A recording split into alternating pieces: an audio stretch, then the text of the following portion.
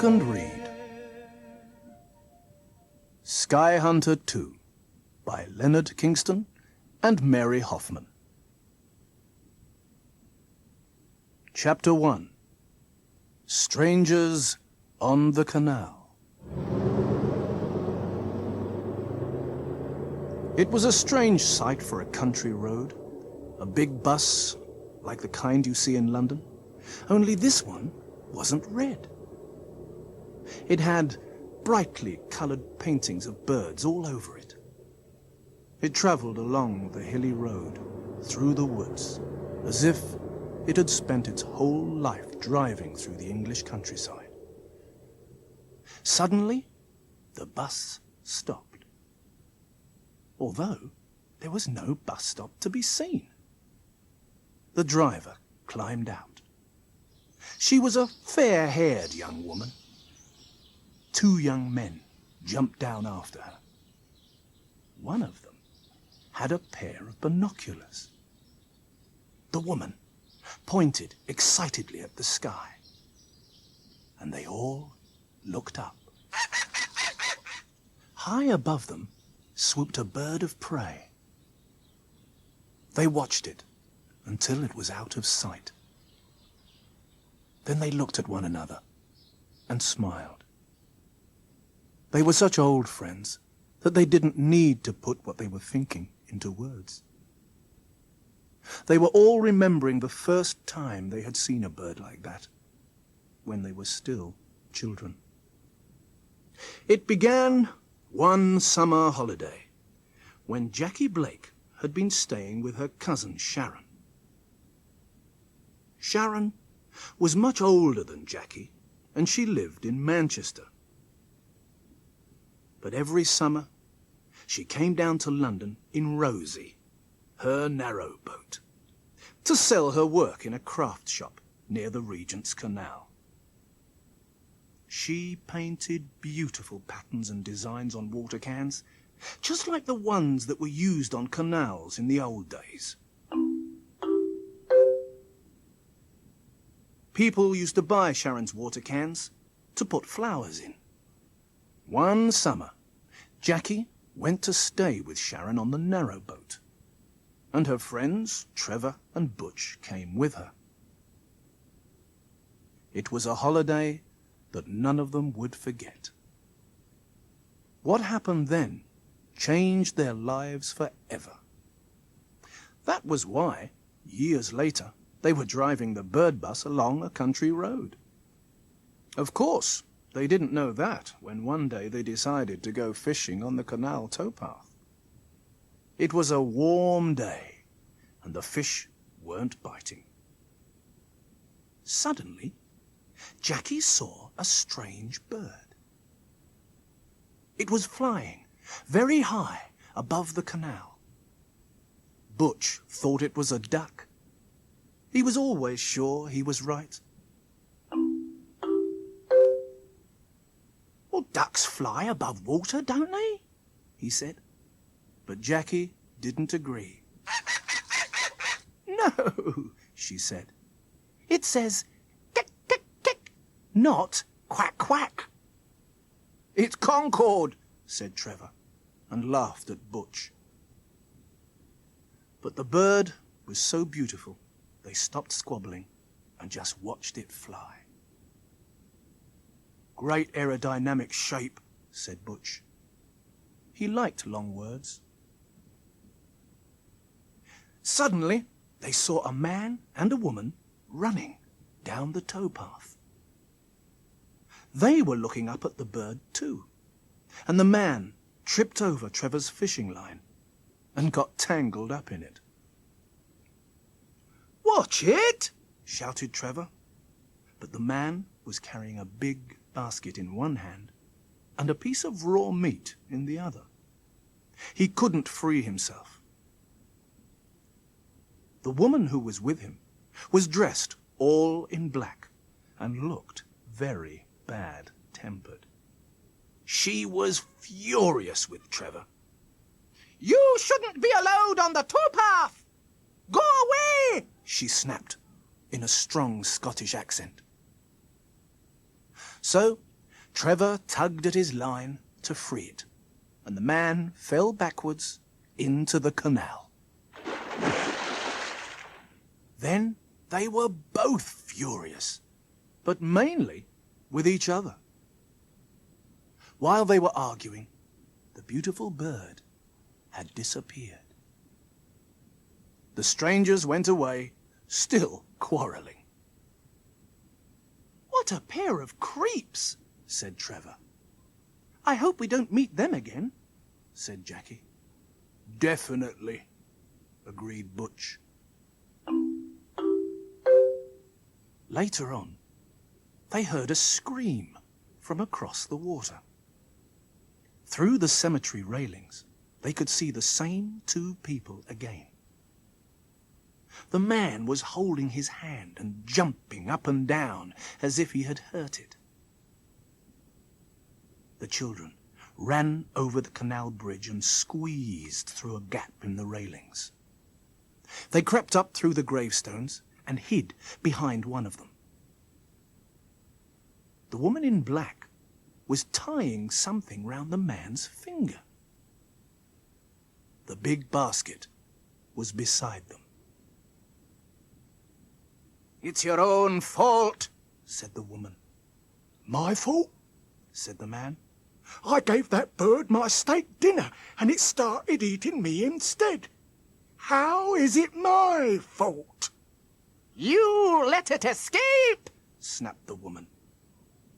"It's that bird," whispered Jackie to the boys. Then Jackie asked if they could help, but the strangers both turned on them. "What do you want?" the woman asked. "Did that bird bite him?" said Trevor. "Yes," said the man, but the woman said "No" at the same time. So the man had to change his story. "What kind of bird is that?" asked Trevor.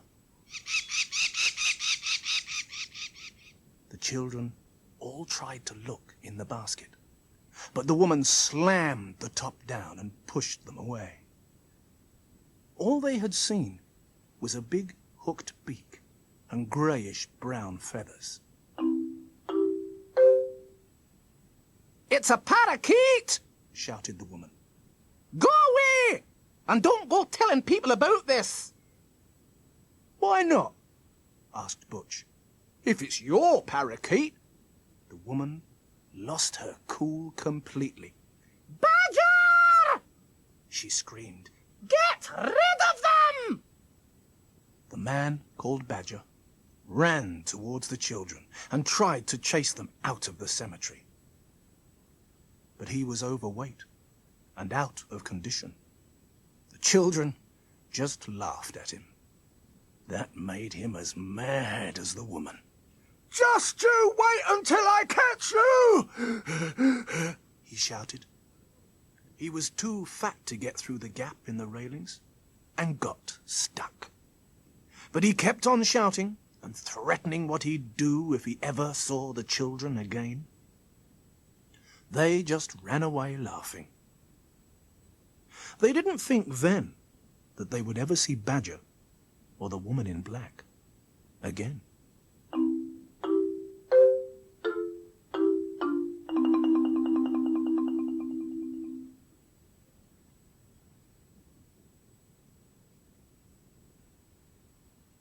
Chapter 2. For Sale. By the time they got back to Sharon's boat, the children were bursting to tell her all about the bird. "What does a parakeet look like?" asked Jackie. "It's a bit like a parrot, I think," Sharon said. "But parrots are all bright colours, aren't they?" asked Trevor. Sharon looked up parakeet in her bird book and showed them a picture. It wasn't a bit like the bird in the basket. It was bright green.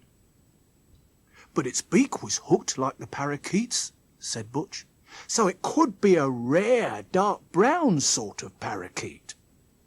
"Some people believe anything," said Trevor. "Come on, kids, stop chattering," said Sharon. "We must take my water cans down to the craft shop." You can tell me about that strange bird later." So they took the boat on up the canal. On the way up, they went into a lock. On the other side of the lock, they went past some houses whose back gardens ran down to the canal. Two people came out of one of the houses. "Look, Sharon!" shouted Jackie. "It's them!" she pointed. They all saw the man called Badger and the woman dressed in black. They were arguing. The children could hear the woman telling Badger he was useless. Suddenly she shouted, "You're nothing but a cheap, small-time crook, and the sooner I get rid of you, the better." The children got very excited again, but Sharon didn't take it very seriously. She was in a hurry to get to the craft shop. So they went on up the canal. Sharon took Rosie into a dock near the craft shop, and they moored there for the night. But the children kept thinking about the two strangers. Who were they? The next morning, at the craft shop, the children helped Sharon unload and set out all the things she had to sell. There were painted spoons and coal scuttles, as well as water cans. After lunch, they went out to Mr. Trim's shop. Jackie liked Mr. Trim.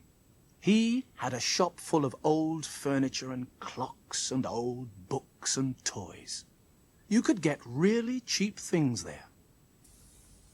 Trevor called it a junk shop, but Jackie didn't agree. "Mr. Trim sells real antiques, not junk," she said. On the way, Butch suddenly felt the need for chocolate.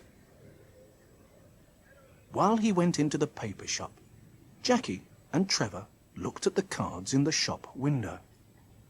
Then they spotted this card. "For sale, small chest of drawers with contents, e.g. rare specimens, £500. Inspection invited.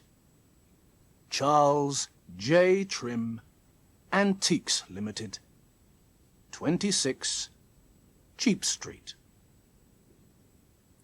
£500, said Trevor, "for a chest of drawers?" "You see," said Jackie, "I told you Mr. Trim doesn't sell junk." They showed the card to Butch. "What does E.G. mean?" he asked. "E.G. spells egg," said Trevor. "The contents must be eggs."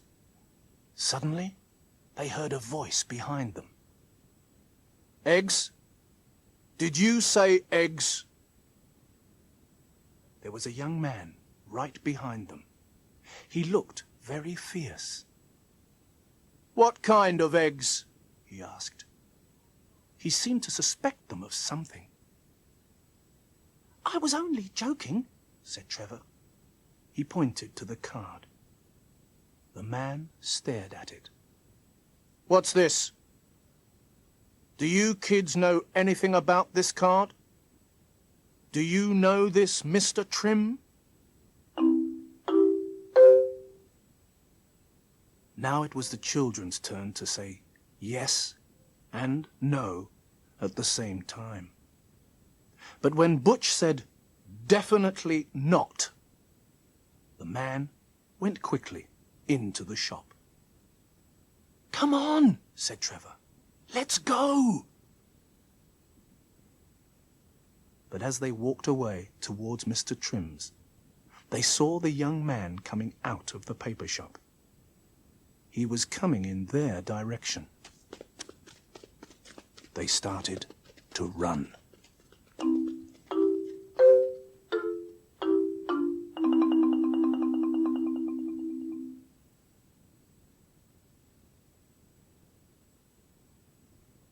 Chapter 3. The Birdman. The children arrived at Mr. Trim's shop out of breath. "My little sailor friends," said Mr. Trim. "Welcome. What can I do for you?" "We've come to buy something cheap," said Jackie. "Short of cash, are we?" said Mr. Trim. "Never mind. We're sure to find something cheap." He got down his special tray, and the children started to rummage for bargains. Then the shop doorbell rang, and the young man who had asked about the card came in. "Can I help you, sir?" said Mr. Trim. But the man said he was just looking. He looked at a few things. Then in the corner he found a small chest.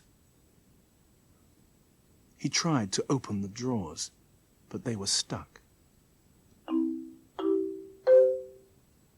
When Mr. Trim noticed what was going on, he didn't like it. "Do you mind, sir?" he said. "How much is this?" asked the man.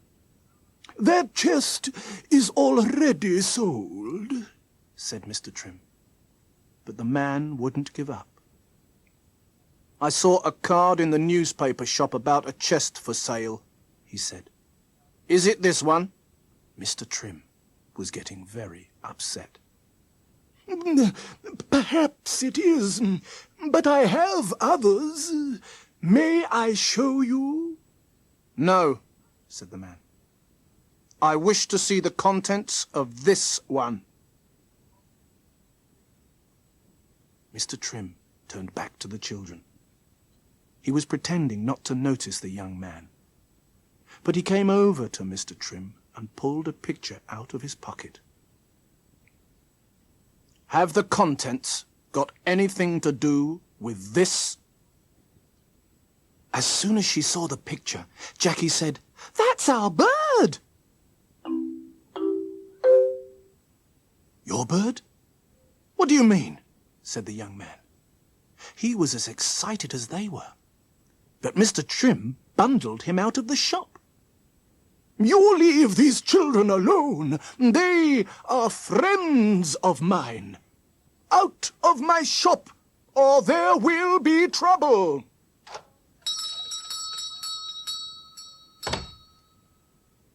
The children were completely mystified.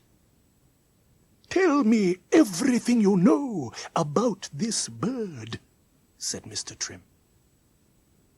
He was more interested than Sharon had been. "About the parakeet?" asked Butch. "Parakeet?" said Mr. Trim. "That was no parakeet.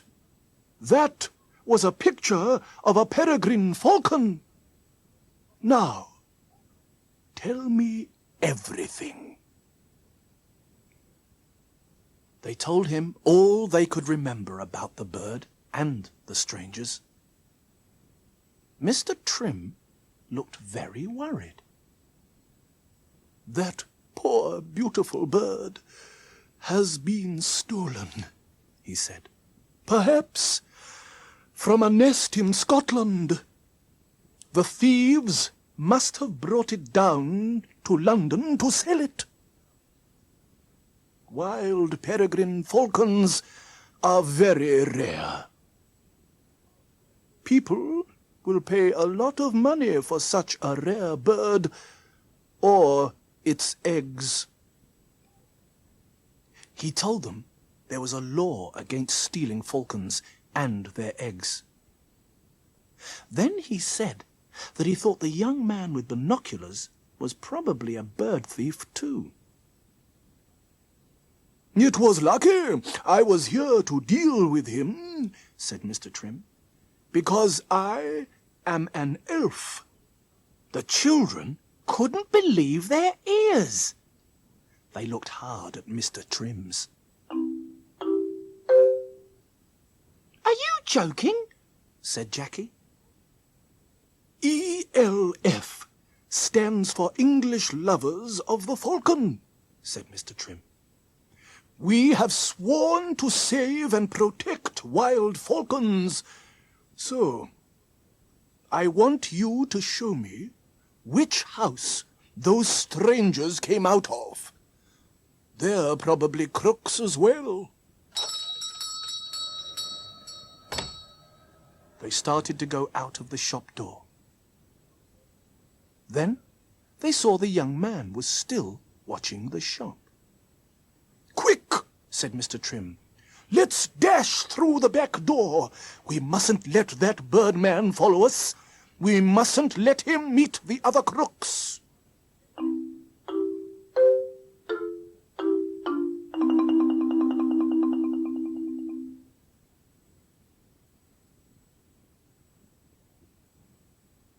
Chapter 4. Too Many Crooks. The children hurried along the towpath, followed by Mr. Trim. They came to the back of the house where they had heard the woman call Badger a crook. They waited for a while and saw Badger coming out again, carrying a piece of raw meat. When Mr. Trim saw Badger, he gasped. "Do you know him?" whispered Jackie.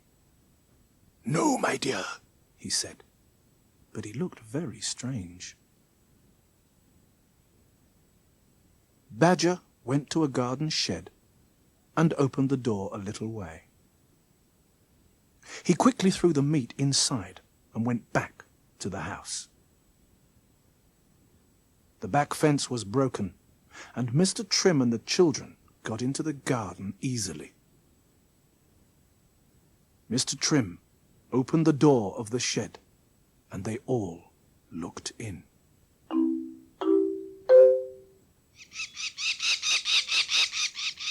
Inside, they saw the peregrine falcon.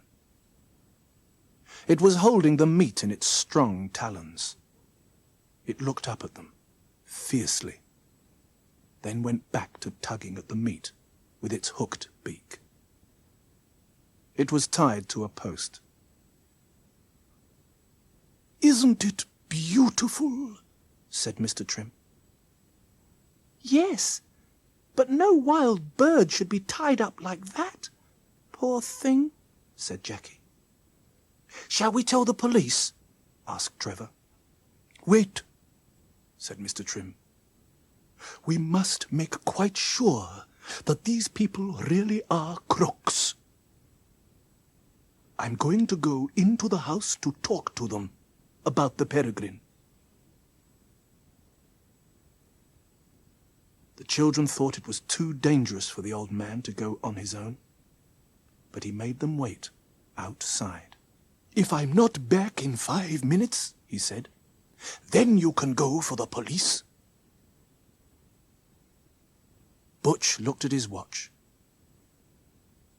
Mr. Trim went up to the back door, and Badger opened it. The children wished they could hear what they were saying. But what would they have thought if they could have heard this? "Badger, you worm, we meet again," was what Mr. Trim was saying. "Ask me to come in." But Mr. Trim had told Jackie he didn't know Badger. Inside the house, Mr. Trim got angry. Badger told him that he was working for McBride, and then the woman in black joined them. "Cat Mary," said Mr. Trim, "the great falcon thief." The woman was flattered. She told Mr. Trim that she had stolen the falcon in Scotland and hadn't sold it yet, because Badger was so useless. "He's a fool," she said. "He keeps letting the bird escape." Mr. Trim said, "I can sell your falcon for you. I'm smuggling some eggs to a French buyer tonight. He's on a boat on the river. He'll pay big money for that bird. 2,000 pounds. Cat Mary smiled. But Mr. Trim added, "I'll take half the money as my cut." That took the smile off Cat Mary's face. But Mr. Trim said, "You'd better do as I say. I have 3 young kids outside, ready to call the police. You have 1 minute to make up your mind."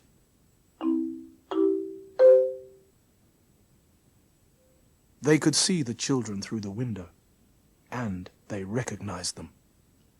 Those kids knew about the falcon already. Cat Mary and Badger had to give in.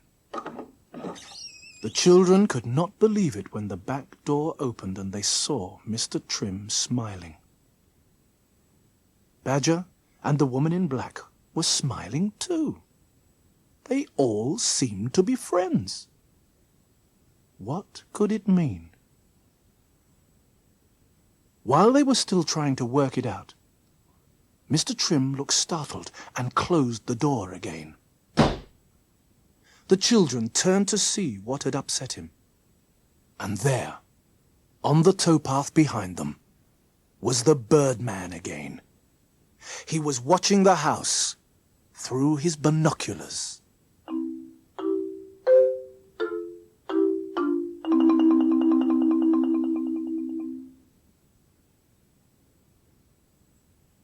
Chapter 5. The Welsh Telegram. The crooks peered through the window. Cat Mary stared at the Birdman. "Who is that man?" she asked. "I'm not sure," said Mr. Trim, "but I suspect him. He knows something." Outside, the children were caught between the crooks in the house and the crook on the towpath. They couldn't get the police, even though Mr. Trim's 5 minutes were up. Then the door opened again, and Mr. Trim called them in. When they were all inside, he brought them face to face with the crooks. Then he said the last thing they expected to hear. "These 2 people are old friends of mine. Meet Mr. Badger and Miss McBride." The children couldn't believe him. How could these 2 creeps be friends? "They found the peregrine yesterday," said Mr. Trim. "They thought it must be stolen and were trying to save it. Miss McBride is a great bird lover." "Where did the peregrine come from?" asked Trevor. "Ask him," said Mr. Trim, pointing out of the window. "You mean the Birdman?" asked Jackie. "He must have stolen it from its nest and brought it to London," said Mr. Trim. "But he lost it. He thinks my friends have got it, and he wants to get it back." Mr. Trim gave them a piece of paper and some money. "We must send a message for help to another elf, a friend of mine. You take this telegram to the post office and will stay here and guard the falcon. But you must be quick. Don't let that Birdman see you." They were already on their way when Miss McBride suddenly shouted, "You mustn't read the message. Do you understand? Mr. Trim laughed. Mary, don't be silly, my dear. They must read the message when they write it on the telegram form. But I'm afraid they won't understand it. I had to write it in Welsh. My friend is Welsh, you see. He smiled at them. It just says that we have found a stolen wild falcon. I've told him to bring help. Mr. Trim made the children go out through the front door. Now, run along, my little sailor friends. Stay away from the birdman. They ran all the way to the post office. Jackie wrote the Welsh message on a telegram form. She noticed that there were no stop words. In those days, you wrote stop at the end of every sentence in a telegram. It was short for full stop. They gave it to the man. When he read it, he looked mystified. It's all right, said Jackie. It's Welsh. That isn't Welsh, said the man in a strong accent. I'm Welsh myself. If that language is Welsh, then I'm a Dutchman. But he took the telegram all the same. Outside the post office, the children tried to work out what it could mean. Suddenly, Jackie shouted, "Stop!" Trevor and Butch stopped walking. "Stop!" Jackie shouted again. They thought she had gone mad. "Stop! Pots!" she said. "I found a clue. Pots is stop backwards." "What about all the other words?" asked Trevor. "Is it a code?" Butch wrote on the pavement with a bit of chalk, "Deader." Slowly, the children began to realize they had been set up. What did the telegram really say?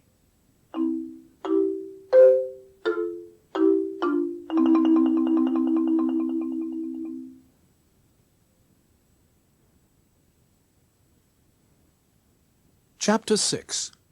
Proof at Last. The children soon decoded the message. Each word was written backwards. It really said, "Added to eggs, now have peregrine falcon, stop. £2,000, stop. Will bring both tonight, stop. Trim."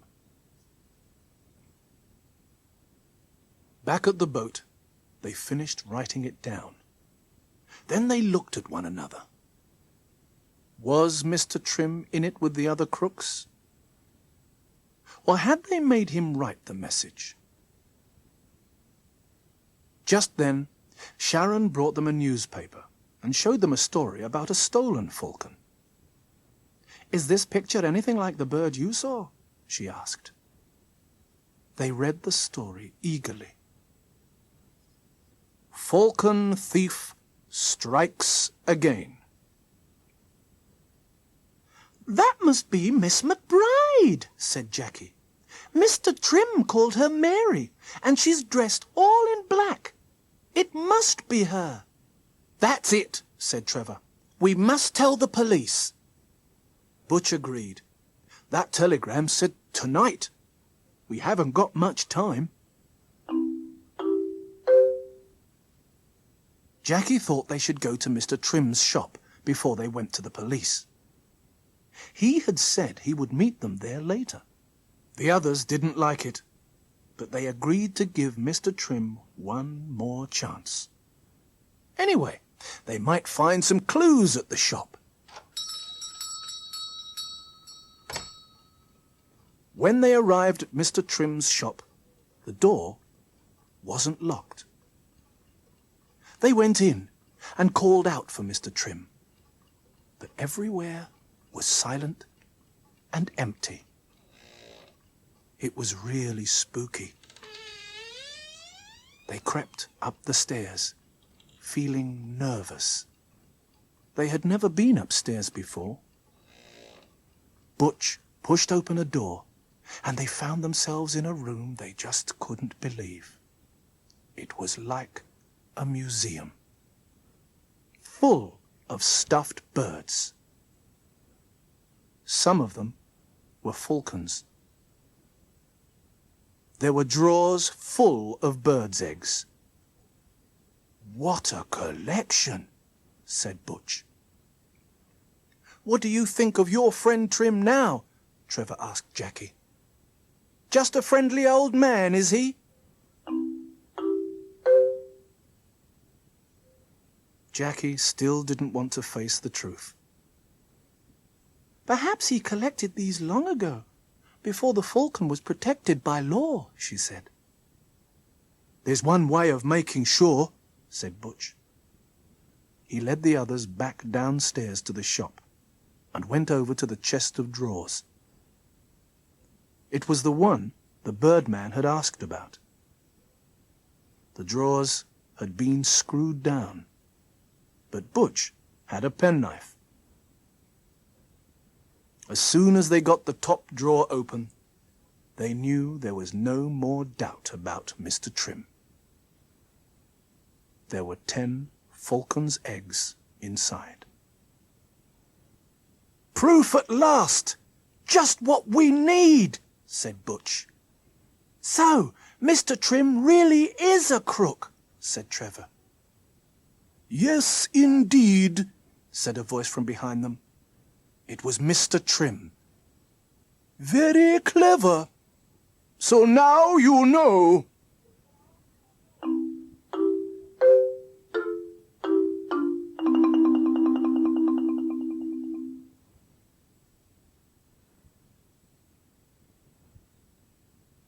Chapter 7.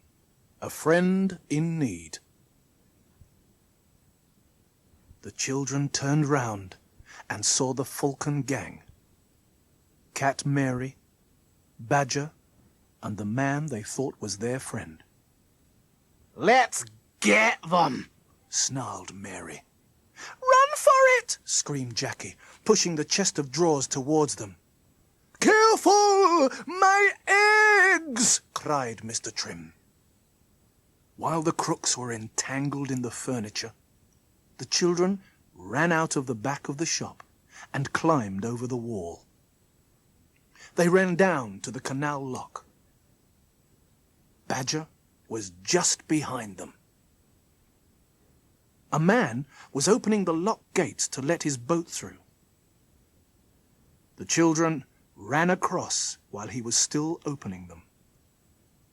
But Badger was not so lucky. He was running too fast to stop. So he fell into the canal again.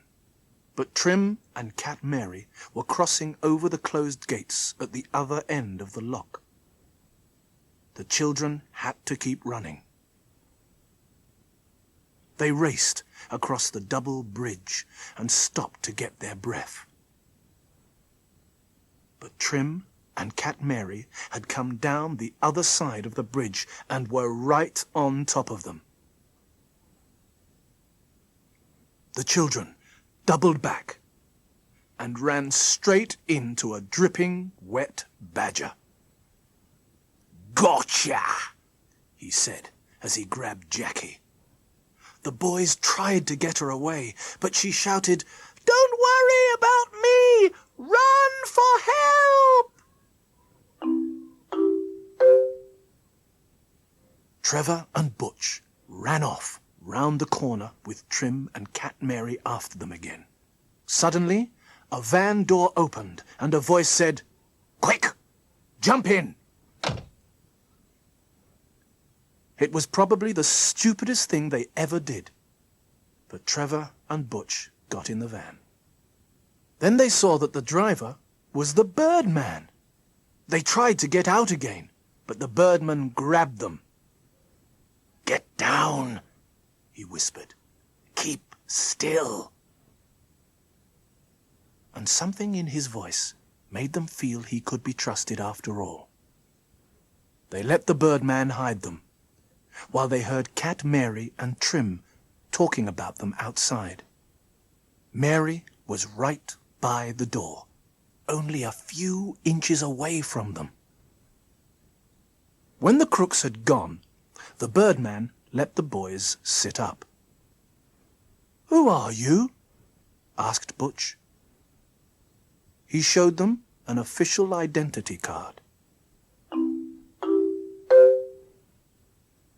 "I'm Tom Roberts, from the Royal Society for the Protection of Birds," he said.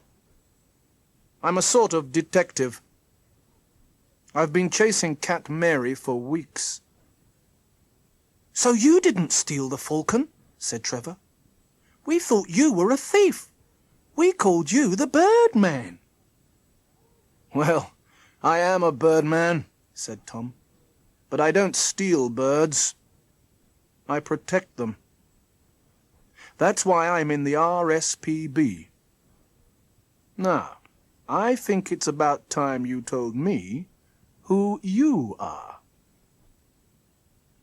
They told him about the falcon and Trim's collection, and about the message he had tricked them into sending. "That's all the proof I need," said Tom. "We can catch this gang, but they'll be on their guard now." Suddenly, he stopped. "What's happened to the girl?" When they told him that the crooks had caught Jackie, he drove off as fast as he could. The gang took Jackie back along the towpath.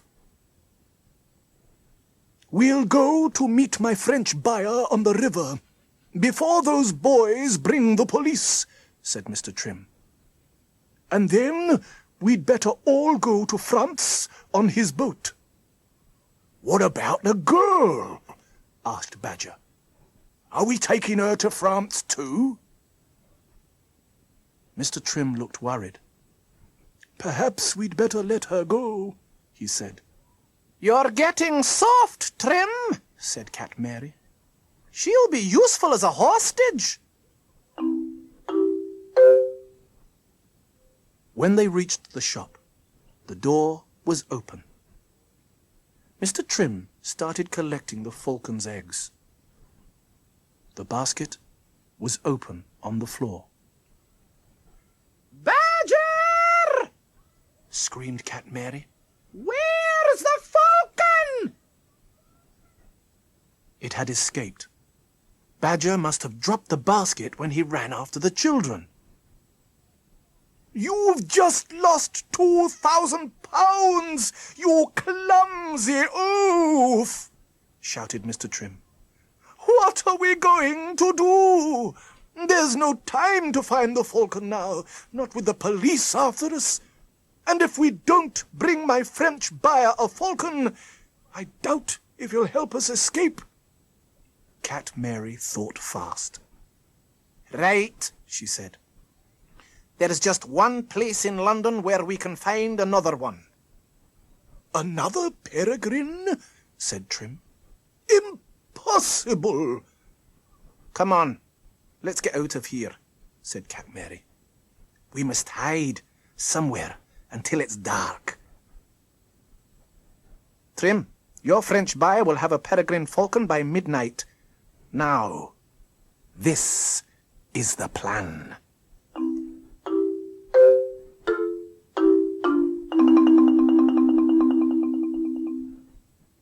Chapter 8. Where is Jackie? Tom's old van didn't go very fast. By the time he and the boys got to Trim's shop, it was empty. Butch rang Sharon to tell her what had happened to Jackie. "I feel really bad," said Trevor. We just left Jackie there with Badger." "You couldn't have saved her from those three," said Tom. Then Trevor saw some writing in the dust on an old mirror. It didn't make sense, but perhaps it was a message from Jackie, a clue to where she was. Can, Alma, Ida, Val, Eton. "It looks like a lot of girls' names," said Tom. "It can't be anything to do with Jackie." Just then, Sharon arrived. She was very worried. "I think we must telephone the police, Miss Blake," Tom said. "And Jackie's mum," added Sharon. They went off to phone. But the boys were still looking at the writing. "I'm sure it's from Jackie," Trevor said. "What do you make of it?" Butch tried to read it backwards, like Mr. Trim's code, but that didn't work. Then he suddenly put his hand over half the second word. "Look, Trevor, what does this say?" "Can, Al." "Canal!" cried Trevor. "Jackie put the gaps between the words in the wrong place," said Butch. "That was her code," said Trevor. They worked out the message. Canal, Maida Vale, Ton. "Maida Vale is just up the canal," said Trevor. "But what does ton mean?" "I don't know," said Butch. "But she's told us where the crooks were taking her." Tom and Sharon were still on the phone. They didn't want to be interrupted. "We just walked out on Jackie when Badger caught her," said Trevor. "I know," said Butch. "It's up to us to find her." So they did something nearly as stupid as getting into a stranger's car. They ran off without telling anyone where they were going.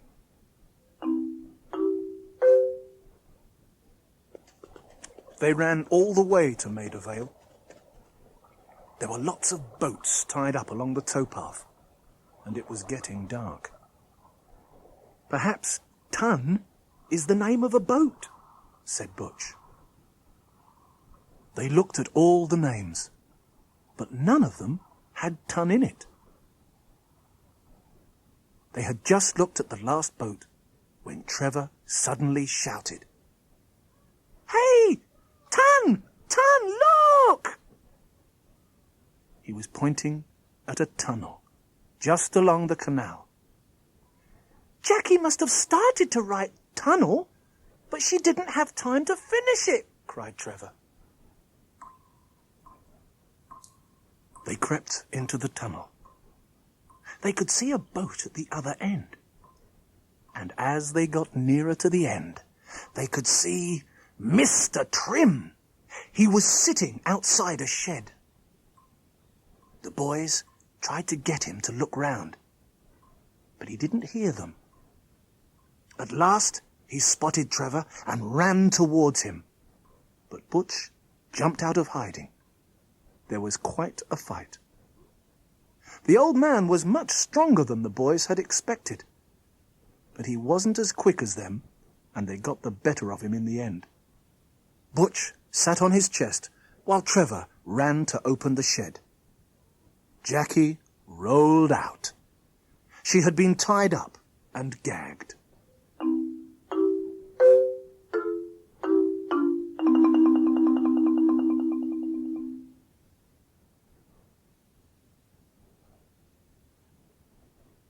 Chapter 9.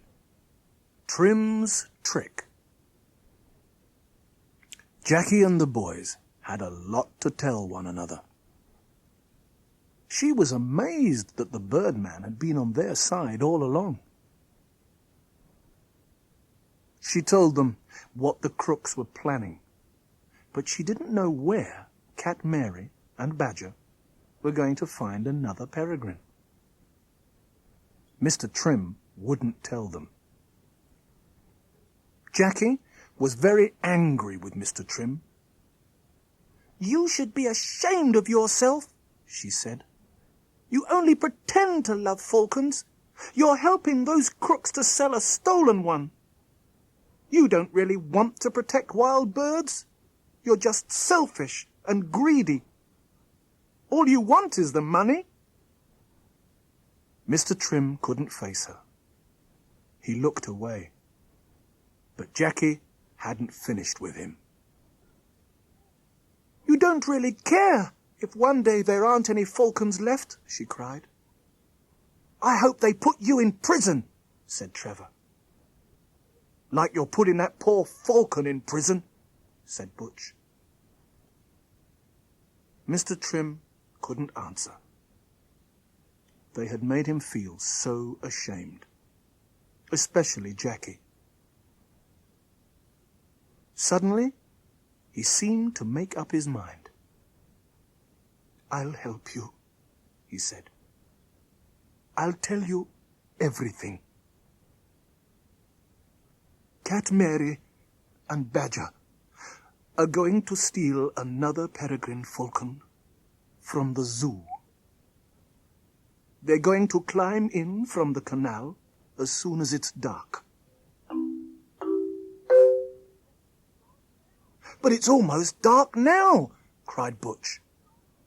"We must stop them," said Jackie. "But can we trust him?" said Trevor.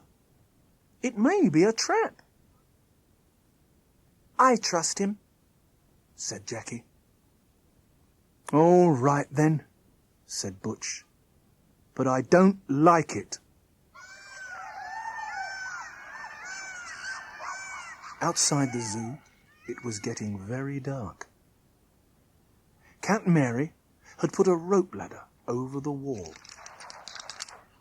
But Badger was too scared to climb it.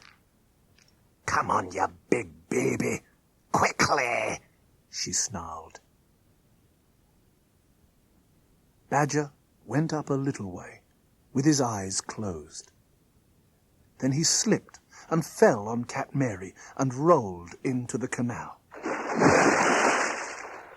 When he climbed out again, dripping wet, Mary threatened him so fiercely that he went up the ladder without any more fuss. Soon afterwards, Mr. Trim and the children found the ladder. "They must have got in," said Mr. Trim.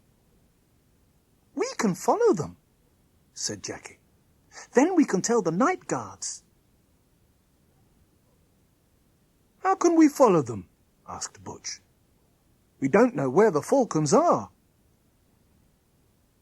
"Look, it's all wet here," said Trevor. Suddenly, they all began to laugh. They could guess what had happened to Badger. "We can follow his big wet footprints," said Jackie.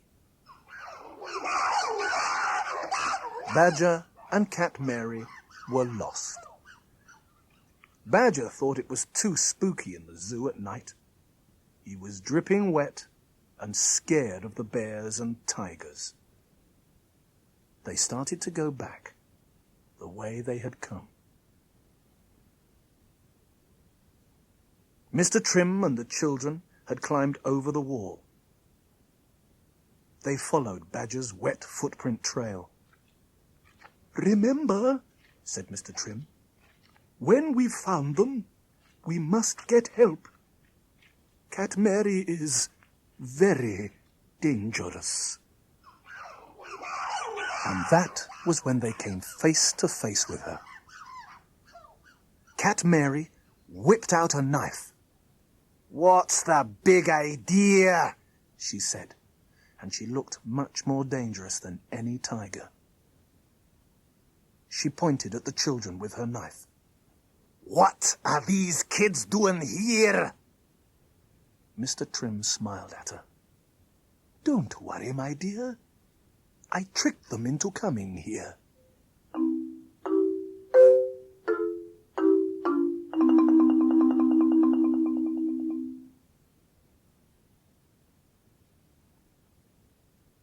Chapter 10.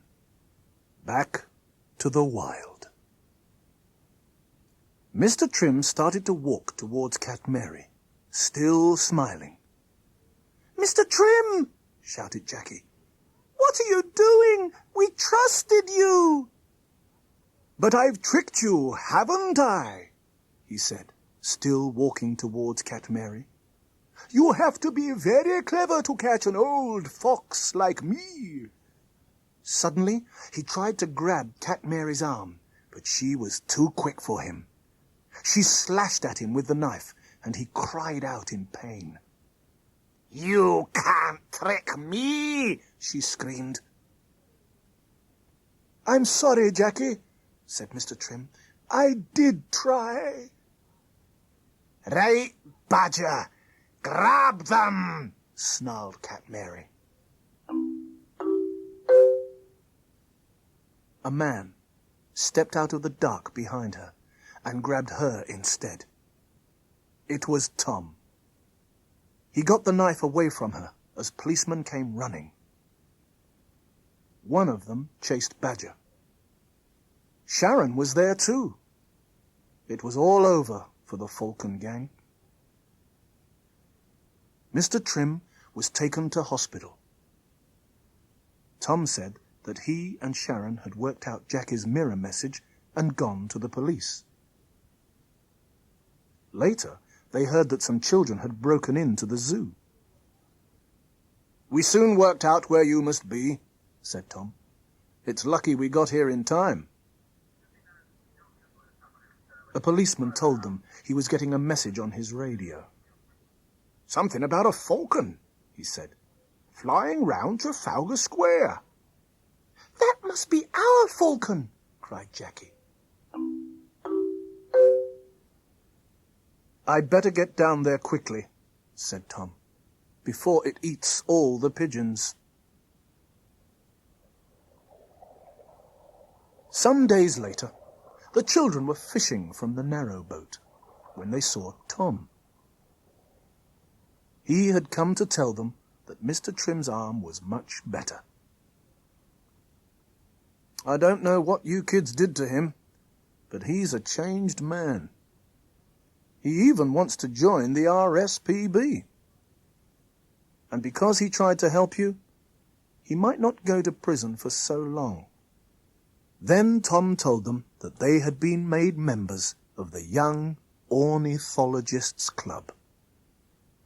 "Orny what?" asked Butch. "Ornithologists," said Tom. "People who study birds and want to protect them. That's what you three are. You helped to save a wild falcon." "What's happened to our falcon?" asked Jackie. "It's gone to Wales with a real falconer," Tom told them. "He's teaching it to hunt for its own prey so that it can look after itself. Then it will be a real wild bird again." A week later, Tom took Sharon and the children to Wales to see the falcon. That was when Sharon and Tom really started to get to know one another. They got married a year later. Trevor said it must have been the first time two people ever met through a bird of prey. But all that was still far off that day in Wales. The children watched the falconer swinging a piece of meat on the end of a line. The peregrine came swooping down towards it and caught the meat in its talons. It was learning to be a sky hunter. 2 weeks later, the children had a postcard. "Dear young ornithologists, today our peregrine falcon didn't come back to its shed. We watched it hunt its own prey. It doesn't need us anymore. We saw it fly away to the mountains. The peregrine has gone back to the wild. Love from the Birdman. They never saw their peregrine falcon again. But it wasn't the last they heard of Tom Roberts and the RSPB. He became a close friend, and after he was married to Sharon, they saw even more of him. As they grew up, they still stayed interested in birds, especially birds of prey. "I wonder what did happen to our peregrine," said Jackie years later, as they watched another falcon from the cliff. "Perhaps that bird's a distant relation of our one," said Butch. Trevor agreed. "After all, Wales is only over there somewhere." They thought about their 2 great peregrine holidays. "Oh, well," said Butch, "it's back to the big city for us." "Yes," said Jackie. "Motorways, traffic jams, and work," added Trevor. "Don't remind me," said Butch. "I'd rather drive the bird bus." "It's been great, hasn't it?" said Jackie. "It really took me back." They climbed down the cliffs back to the waiting bird bus. It was time for them to leave the wild. But the peregrines wheeled and swooped high up in the sky. They would stay at Simmons' Yacht. It was a good place for a sky hunter. In the swirling sky, a bird can swoop and fly. There's a hunter in the sky. Watch him swoop, see him spy. There's a hunter in the sky. See him scoop. The hunter in the sky.